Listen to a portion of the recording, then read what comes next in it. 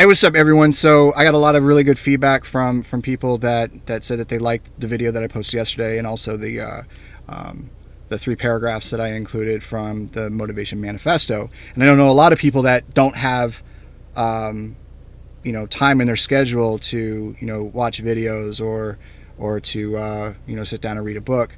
Highly encouraged, because I was able to pass on an aha moment that I had from this particular book that I was reading, and I was blessed to be a blessing to y'all. So, but there was one particular area that her and I were a friend of mine were having a conversation about this morning, and I think it has massive a lot to do with the real world and the people that are trying to lose weight or trying to make lifestyle changes.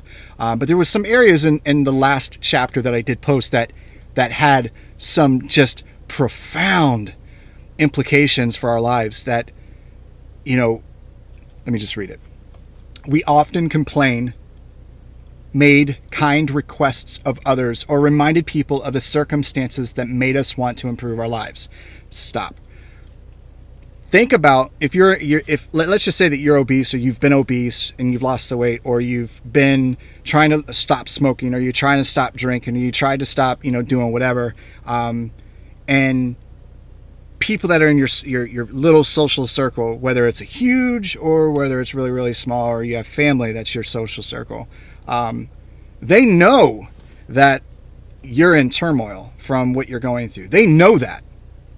And one morning or one afternoon or one night, you come to the realization that you're not going to stand for it anymore. And then you tell them, you know what, this situation that I'm in, what I'm in, I'm not happy anymore. It's just like I've decided to change. I've decided to make the changes necessary in order for me to stop doing what it is that I'm doing, or start doing what it is that I haven't been doing, or I'm trying to make a positive change in my life. It falls on ears, right? The next one goes, we have appealed to them to be gentler or more supportive, and we have asked them as kindred spirits to stand with us against those who interrupt our charge. Now, let's say that you have gone the extra step, the next step, which is to ask them to help you reinforce the positive changes that you're doing, and not to introduce negative reinforcement. But you've also asked them to remind others, don't sabotage me. That's all I ask. Don't sabotage me. I got this. So I say to you, my thing is cake or cookies. I can't eat them anymore. Can you just not make them for dessert like you normally do? Cool. Or I don't drink anymore, and I'm still in a vulnerable period, so if there's going to be alcohol in the area, let me know so I don't go. Don't take it personal. Or let's not go to a restaurant where they're serving alcohol. Cool. Don't take it personal. Yet too often, others have been deaf to our true voices. Now it's our cry for help. I asked you to not bake the cookies or the ice cream or the freaking extra stuff, but you did it anyway. It's making it harder for me.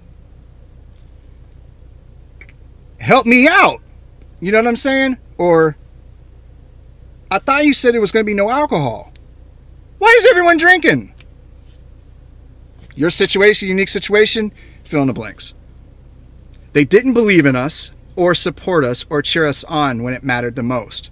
The mattered the most is the most important part of that, because the mattered the most is when we're the most vulnerable to going back to our old ways, because our old ways are certain.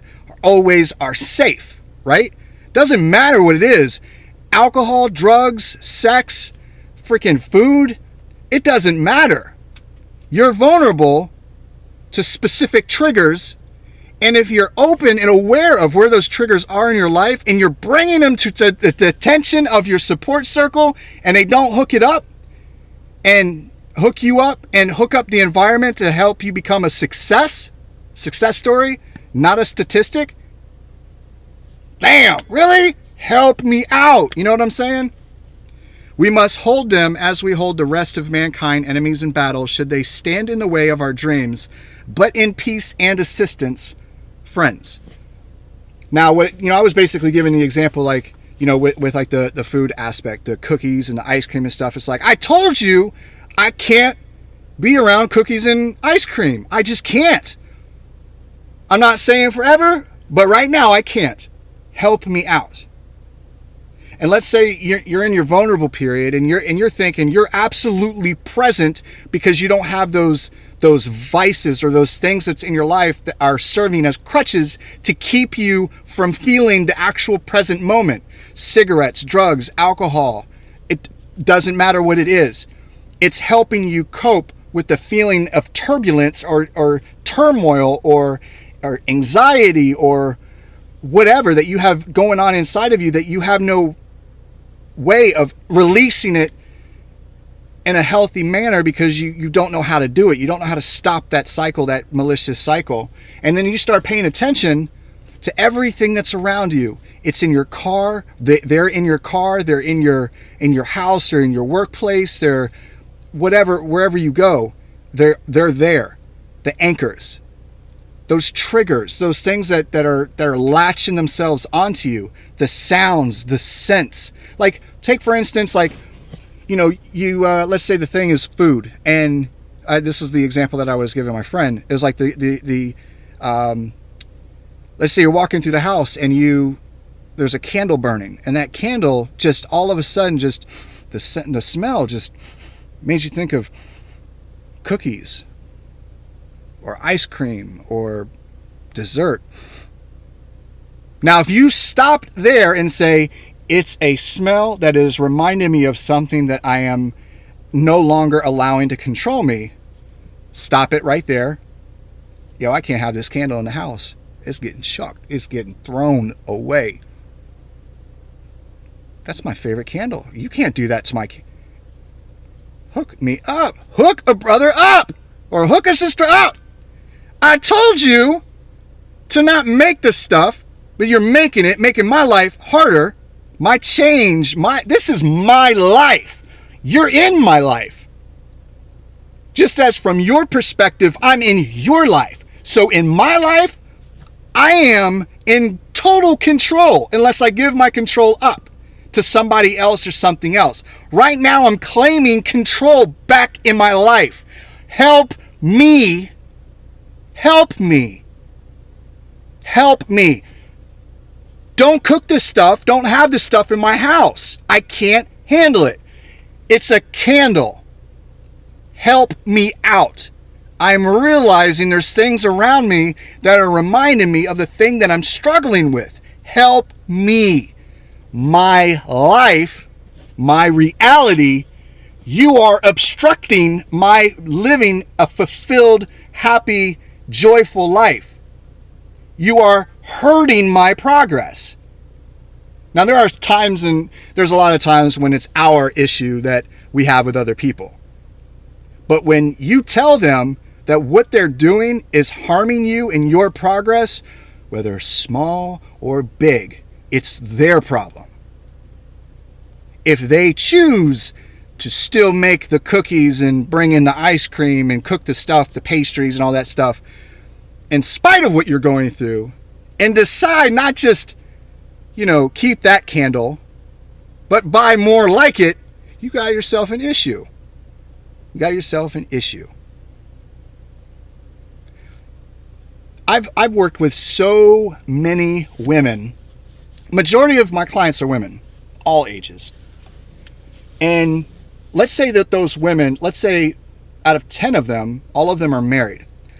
9 out of 10 of them, their husbands will sabotage their weight loss or their whatever health journey that they're on. Why is that?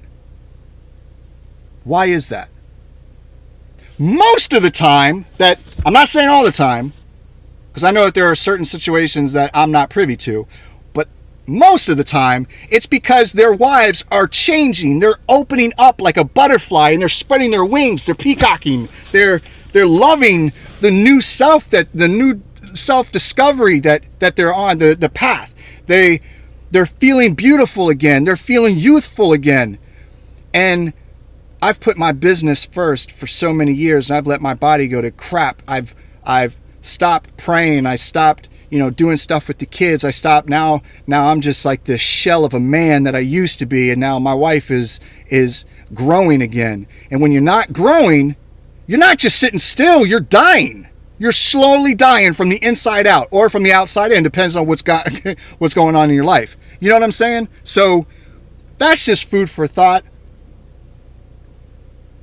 Don't let anyone jump in the way of your manifesting yourself and growing closer and closer to the healthiest version of yourself that you could possibly be. Don't let anything get in your way of becoming the best version of you that you can be.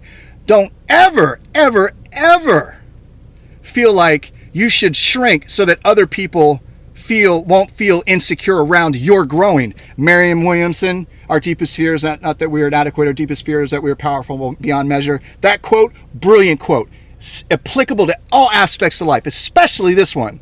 So grow, manifest, let those feathers freaking peacock, fool, and be beautiful. Be the self that you could be the self that you've always dreamt of, and don't you got one life.